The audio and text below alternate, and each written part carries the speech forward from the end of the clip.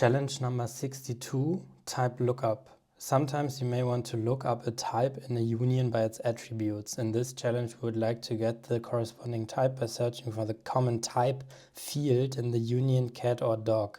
In other words, we will expect to get dog for lookup dog or cat dog and cat for lookup dog or cat cat in the following example.